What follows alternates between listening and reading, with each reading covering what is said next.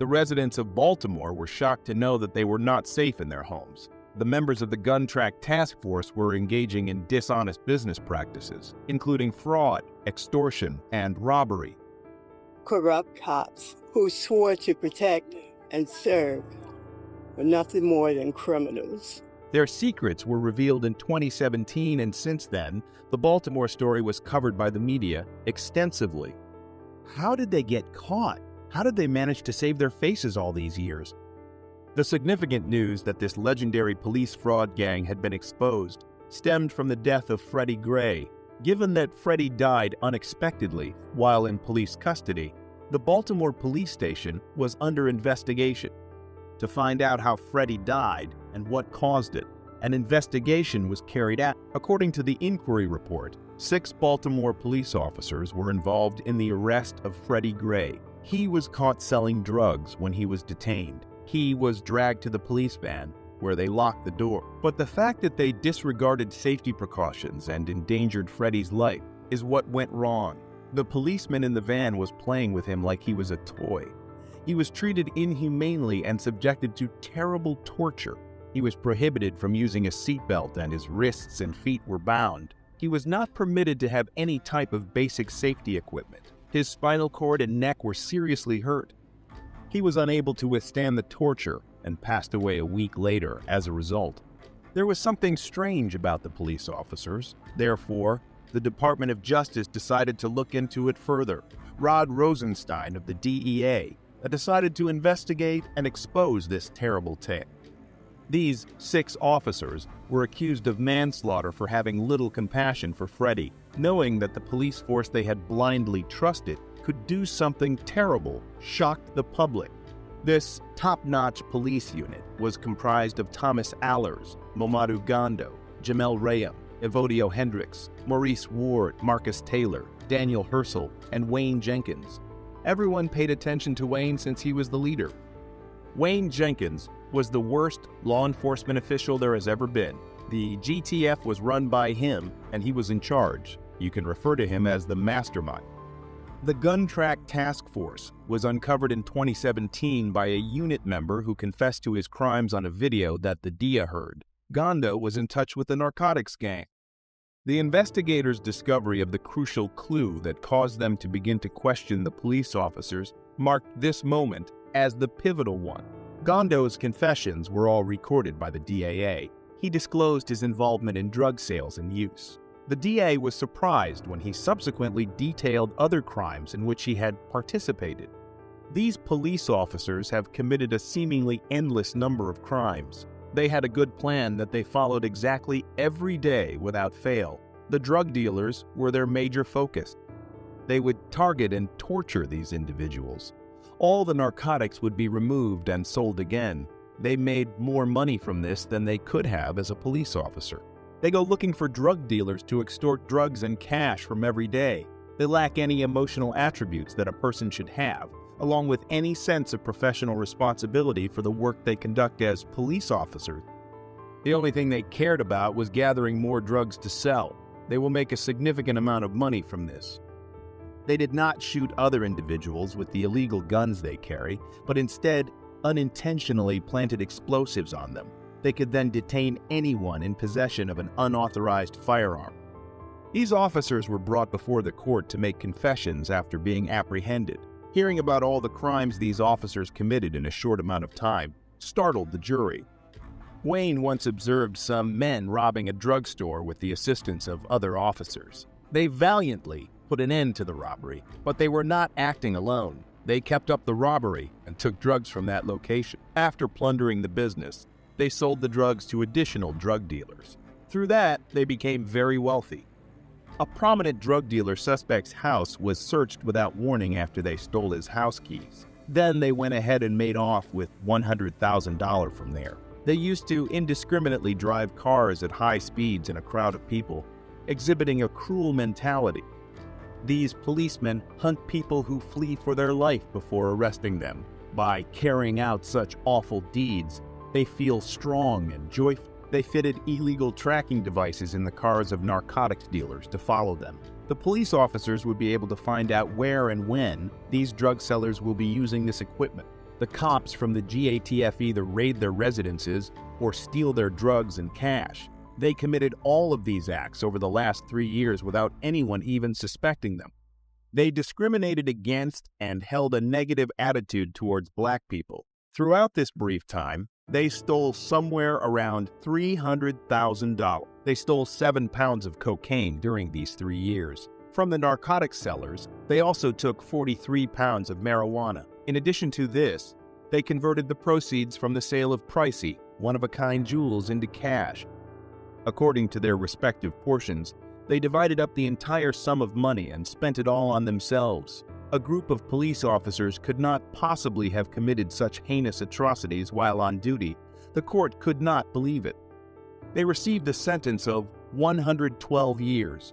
They must serve that sentence in prison. Jenkins, the chief of the GTTF, received a particularly lengthy sentence because he was the perpetrator of all of these crimes.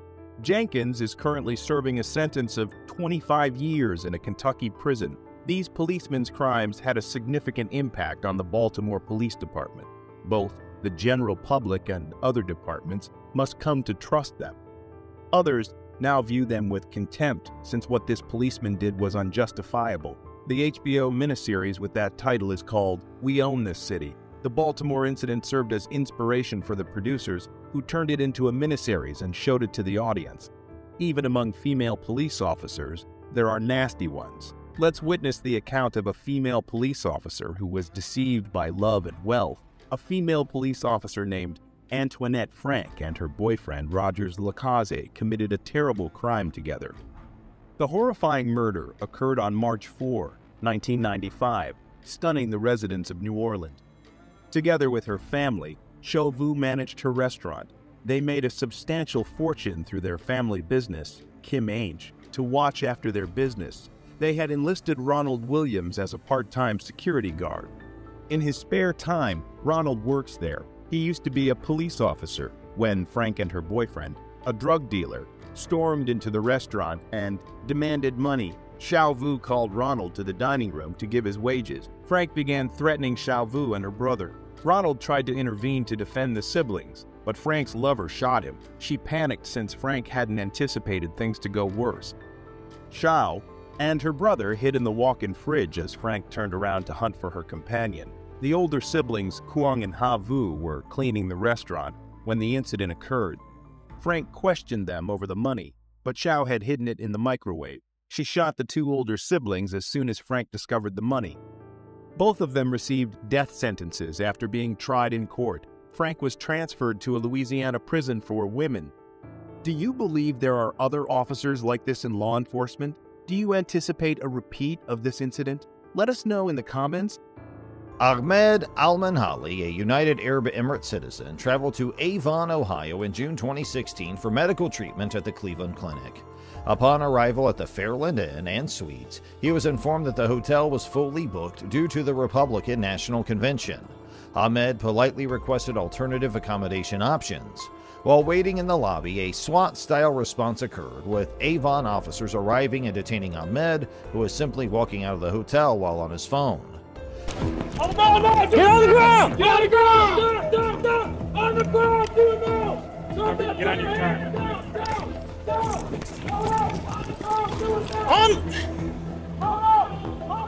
Confused by the situation, Ahmed questioned the officers, but they handcuffed and searched him, damaging his phone in the process. They found a second phone, which Ahmed used for business purposes. Take the phone away! Cover the entrance, LT. Get your back. Yeah. What is this? Go down there. What is this? Despite no evidence of wrongdoing, the officers treated Ahmed as a terrorist, disregarding any investigation or backstory. Simultaneously, an officer spoke to the hotel receptionist who had made a 911 call, falsely claiming Ahmed had pledged allegiance to ISIS. The officer soon realized it was a false alarm and called off the search. Meanwhile, Ahmed collapsed and passed out, prompting paramedics to administer aid and to take him to a nearby hospital. The incident gained international attention, leading to the United Arab Emirates Ministry of Foreign Affairs to demand an apology from Avon officials. The mayor and police chief apologized to Ahmed, emphasizing that the incident did not reflect their community's values. Marriott International, the hotel's owner, expressed regret and committed to training to prevent similar occurrences. You should not have been put in that situation like you were. There were some false accusations made against you, and those are regrettable. filed Mayor a Jensen lawsuit said in a against the statement, hotel and its "This front was a desk very employees, citing unfortunate racial incident profiling." and does not While the reflect police our department community." initially considered charges Avon is against the proud to 911 welcome caller, visitors from the a United grand Arab jury declined to Emirates indict and anyone other after reviewing countries the who evidence. regularly After come 3 to years of Northern litigation, Ohio for Ahmed settled tourism, the lawsuit business, for an medical undisclosed care, amount. or education. The settlement aimed to compensate Ahmed for physical, psychological, and financial damages. However, he still faced lasting emotional distress, was haunted by the officer's eyes, and experienced sleep disturbances. The incident highlighted the need for improved cultural understanding and sensitivity among law enforcement personnel.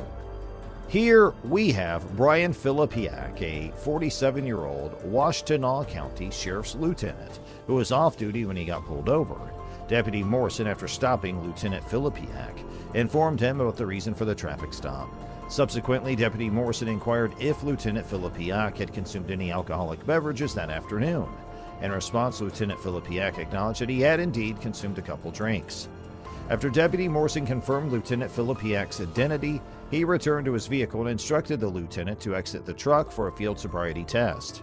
The purpose of the test was to assess whether Lieutenant Filipiak had consumed an excessive amount of alcohol, despite it being evident he was clearly unfit to drive. Exhibiting evident signs of severe intoxication, such as slurred speech and watery eyes, Lieutenant Filipiak left no room for doubt that he was heavily under the influence. Okay, you got your ID? However, despite this clear indication, Lieutenant Filipiak adamantly refused to comply with Deputy Morrison's request to step out of the vehicle. Instead, he insisted that Deputy Morrison should either allow him to return home or let him sleep it off on the side of the road. In response, Deputy Morrison firmly informed Lieutenant Filipiak that his options were limited and made it clear that he would not allow him to be released in his current condition. Multiple reckless driving calls about you. Okay. And then when I'm calling you, you're hitting the shoulder of the road. You been drinking? How many? Okay. Where are you reaching in the back for? I seen you reaching in the back. You have an open container back there? Okay, you been drinking on the way here? Okay, your registration, proof of insurance? Do you have a firearm on you? Okay.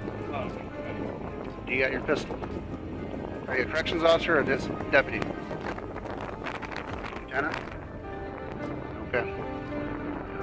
Despite Deputy Morrison's persistent attempts to persuade Lieutenant Filipiak to exit the vehicle, the latter remained adamant in his repeated request to be released. He proceeded to assert that Deputy Morrison's job would not be jeopardized if he let the situation slide, emphasizing the potential consequences for himself if the matter were pursued. Brian, I'm going to have you step out of the car. I'm going to do a field sobriety test for you. Okay? However, Deputy Morrison understood that ignoring the incident would not only lead to his termination, but also result in misdemeanor charges carrying a penalty of up to 1 year of imprisonment or a fine of $1,000. Deputy Morrison was fully aware of the extent of Lieutenant Filipiak's intoxication, as he had allegedly observed the lieutenant discarding open containers in the back seat during the traffic stop. Well, I'm going to ask you to step out of the vehicle. What would you like me to do? Just let me go. I can't. I had multiple phone calls. You'd be in the same situation if I was in the vehicle in your county, correct? All right, just let me stay here.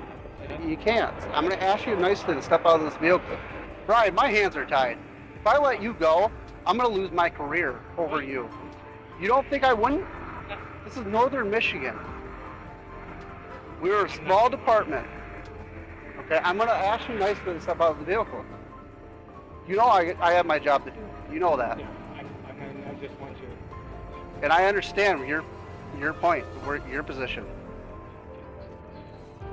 Okay, I'm trying to be as cooperative and nice to you as I can. Despite Deputy Morrison's continuous efforts in trying to have Lieutenant Filipiak step out of the vehicle, After nearly 5 minutes of persistent requests for Lieutenant Filipiak to exit the vehicle, Just let me go. I can't let you go. We're way past that point.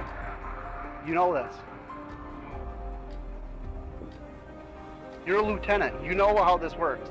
Yeah, You would tell one of your deputies if they called you right on the side of the road and they asked you what to do.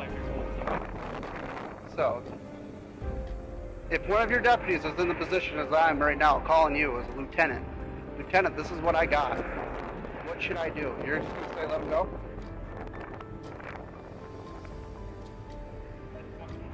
Why? Just because. You're intoxicated. I know it. You open alcohol in the vehicle, then you're stabbing back. I know it. You know it. You can't have been got. Ryan, out of the vehicle. I'm asking you nicely. I don't want to see anything worse happen. Okay? No. Deputy Morrison, having reached the limits of his patience, opened the door and firmly instructed the lieutenant to step out, avoiding any need for further escalation. Deputy Morrison proceeded to inform Lieutenant Filipiak that he would be arrested for refusal to comply if he persisted in refusing to exit the vehicle.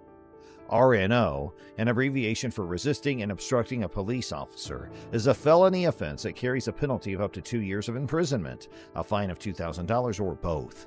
After an additional 5 minutes had passed, Deputy Morrison cautioned Lieutenant Filipiak that he would be tased if he continued to resist compliance with his instructions. Consequently, Deputy Morrison retrieved his taser and aimed it at the lieutenant, while firmly warning him that failure to comply would result in being tased. Deputy Morrison even considered using the backup taser at that moment. In this situation, Deputy Morrison possessed the authority to employ his taser and would not have faced repercussions for doing so. Fortunately, the threat of being tased successfully persuaded Lieutenant Filipiak to finally exit the vehicle. As anticipated, Deputy Morrison did not tolerate Lieutenant Filipiak's resistance, instructed Lieutenant Filipiak to occupy the back seat of his patrol car, intending to transport him to the police station. Despite Deputy Morrison's clear directive to sit in the car, Lieutenant Filipiak persisted in his refusal, stating, "I am who you guys are. Do you guys realize that?" This remark strongly indicated that Lieutenant Filipiak was attempting to exploit his position of authority, seeking a preferential treatment based on his status. Ryan, we're done with this. Hold on. Talk to me. Yes or no? Are you doing field sobriety tests? All right, so if this was the other situation... Lieutenant Filipiak clearly held the belief that he was exempt from abiding by the law. However, the officers present at the scene were determined to make it evident that such was not the case.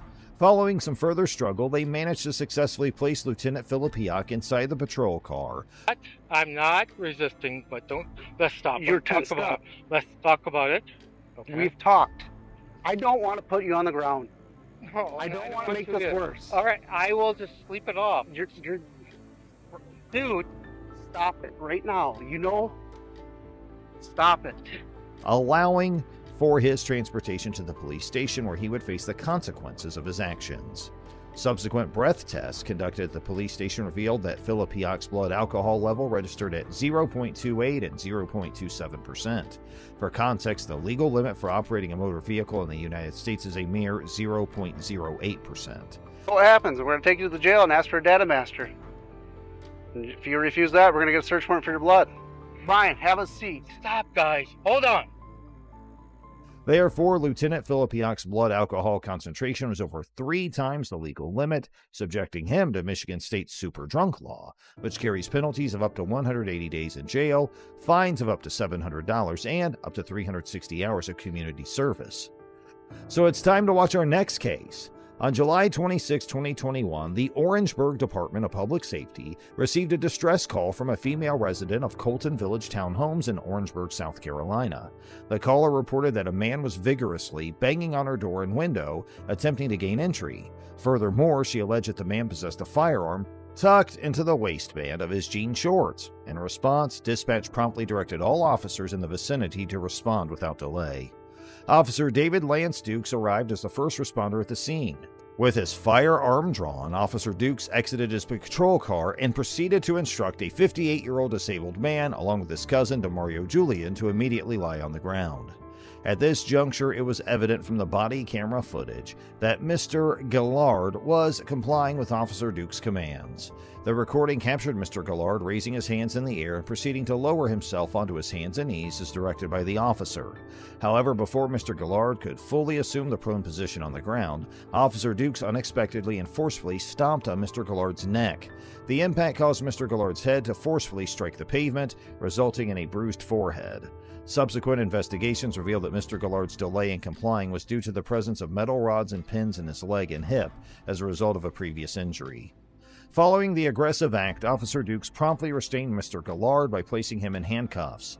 Immediately afterward, Officer Dukes informed a second officer at the scene that there should be a gun behind Mr. Gillard, suggesting that Mr. Gillard had allegedly left a firearm behind the white SUV where he had been positioned prior to the confrontation. There's a gun behind me. There's a gun, I believe, behind me. I ain't got no gun next. Mr. Gillard assured Officer Dukes that there was no gun present, and upon a quick examination, the second officer confirmed the absence of any firearm. Officer Dukes proceeded to conduct a search of Mr. Gillard's person, accusing him of failing to comply with orders. However, as evident in the earlier body camera footage, Mr. Gillard had been complying with Officer Dukes' commands from the beginning.